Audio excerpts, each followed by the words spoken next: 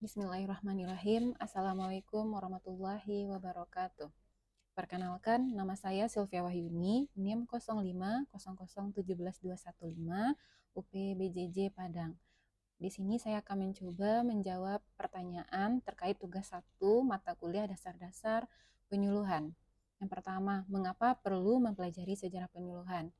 Mempelajari sejarah penyuluhan itu karena penting. Yang pertama, untuk memahami akar dan evolusi. Sejarah memberikan konteks bagaimana penyuluhan sebagai sebuah disiplin dan praktik berkembang dari waktu ke waktu. Kita bisa melihat bagaimana tantangan sosial, ekonomi, dan politik memengaruhi pendekatan dan metode penyuluhan yang digunakan. Misalnya, penyuluhan di era agraris tentu berbeda dengan penyuluhan di era digital. Yang kedua, mengidentifikasi keberhasilan dan kegagalan masa lalu. Dengan menelusuri sejarah, kita dapat belajar dari keberhasilan kegagalan program atau pendekatan penyuluhan di masa lalu. Ini membantu kita menghindari pengulangan kesalahan yang sama dan mengadopsi strategi yang terbukti efektif. Yang ketiga, menghargai kontribusi para pelopor. Sejarah penyuluhan mengenalkan kita pada tokoh-tokoh penting yang meletakkan dasar-dasar teori dan praktik penyuluhan. Mengetahui pemikiran dan perjuangan mereka dapat menginspirasi dan memberikan perspektif yang lebih mendalam. Yang keempat, mengadaptasi dengan perubahan zaman. Memahami bagaimana penyuluhan beradaptasi dengan perubahan sosial, teknologi, dan kebutuhan masyarakat di masa lalu dapat membekali kita untuk lebih responsif terhadap perubahan di masa kini dan masa depan.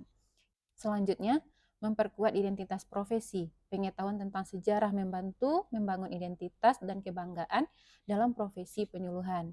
Ini memberikan pemahaman yang lebih utuh tentang nilai dan kontribusi penyuluh dalam pembangunan masyarakat.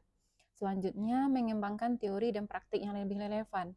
Dengan memahami perkembangan teori dan praktik penyuluhan, kita dapat mengidentifikasi area-area yang perlu dikembangkan atau dimodifikasi agar lebih relevan dengan konteks kekinian. Lalu untuk pertanyaan kedua, apa tujuan dan peran penyuluhan?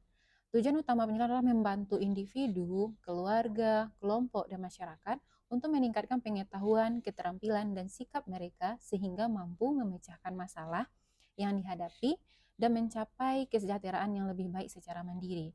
Secara lebih rinci, tujuan penyuluhan meliputi yang pertama, peningkatan pengetahuan atau kognitif, memberikan informasi yang akurat dan relevan agar sasaran penyuluhan memiliki pemahaman yang lebih baik tentang suatu isu atau permasalahan. Yang kedua, peningkatan keterampilan atau psikomotor, melatih dan mengembangkan kemampuan praktis sasaran penyuluhan agar mereka mampu melakukan tindakan atau kegiatan yang diperlukan untuk mengatasi masalah atau mencapai tujuan. Selanjutnya, perubahan sikap atau afektif yang mengaruhi nilai, keyakinan, dan motivasi sasaran penyuluhan agar mereka memiliki pandangan yang lebih positif dan proaktif terhadap perubahan atau inovasi. Selanjutnya, pengambilan keputusan yang lebih baik, membantu sasaran penyuluhan dalam menganalisis berbagai pilihan dan konsekuensi sehingga mereka dapat membuat keputusan yang lebih tepat dan bertanggung jawab. Selanjutnya, pengembangan kemandirian, mendorong sasaran penyuluhan untuk mampu mengidentifikasi masalah, mencari solusi, dan mengambil tindakan secara mandiri tanpa terus-menerus bergantung pada bantuan pihak lain. Selanjutnya, pemberdayaan masyarakat, memfasilitasi proses di mana masyarakat menjadi lebih aktif dan partisipatif dalam pembangunan dan pengambilan keputusan yang memengaruhi kehidupan mereka. Adapun peran penyuluhan sangat beragam, di antaranya sebagai pendidik, menyampaikan informasi, pengetahuan, dan keterampilan kepada sasaran penyuluhan. Sebagai fasilitator, membantu proses pembelajaran dan pemecahan masalah secara partisipatif. Sebagai penghubung, menghubungkan sasaran penyuluhan dengan sumber daya, informasi, dan peluang yang relevan. Selanjutnya, sebagai motivator, mendorong dan membangkit semangat sasaran penyuluhan untuk melakukan perubahan yang positif. Sebagai advokat, menyuarakan kepentingan dan kebutuhan sasaran penyuluhan kepada pihak-pihak terkait. Sebagai organisator, membantu masyarakat dalam mengorganisir diri untuk mencapai tujuan bersama. Sebagai konsultan, memberikan saran dan masukan berdasarkan keahlian yang dimiliki. Lalu yang ketiga, perbedaan antara prinsip dan falsafah penyuluhan. Prinsip dan falsafah penyuluhan adalah dua konsep yang saling terkait, namun memiliki perbedaan yang mendasar. Pertama, falsafah penyuluhan merupakan landasan filosofis atau keyakinan dasar yang mendasari seluruh kegiatan penyuluhan. Falsafah penyuluhan menjawab pertanyaan mengapa penyuluhan itu penting dan nilai-nilai apa yang dianut dalam pelaksanaannya.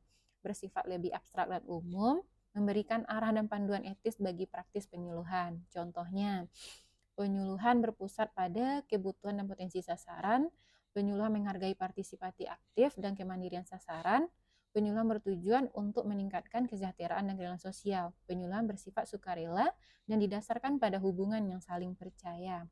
Prinsip penyuluhan yaitunya merupakan aturan atau pedoman praktis yang digunakan dalam melaksanakan kegiatan penyuluhan. Menjawab pertanyaan bagaimana penyuluhan harus dilakukan agar efektif mencapai tujuannya. Bersifat lebih konkret dan operasional, memberikan panduan langkah demi langkah dalam praktik penyuluhan. Contoh prinsip penyuluhan antara lain, prinsip partisipasi, melibatkan sasaran secara aktif, prinsip belajar sambil bekerja, prinsip berkelanjutan, mendorong perubahan yang berkelanjutan, prinsip perbedaan individu, prinsip kerjasama, prinsip kemudahan. Secara analoginya, falsafah adalah filosofi arsitektur atau nilai-nilai desain yang mendasari pembangunan. Misalnya, bangunan harus ramah lingkungan, fungsional, dan estetis. Sedangkan prinsip adalah aturan-aturan konstruksi atau pedoman teknis yang harus diikuti dalam membangun. Misalnya, menggunakan material berkualitas, memastikan fondasi kuat, mengikuti standar keamanan. Jadi, falsafah memberikan arah dan nilai, sedangkan prinsip memberikan panduan praktis untuk mencapai tujuan penyuluhan sesuai dengan nilai-nilai tersebut. Keduanya saling melengkapi dan penting untuk praktik penyuluhan yang efektif dan bertanggung jawab. Baik, sekian terima kasih. Assalamualaikum warahmatullahi wabarakatuh.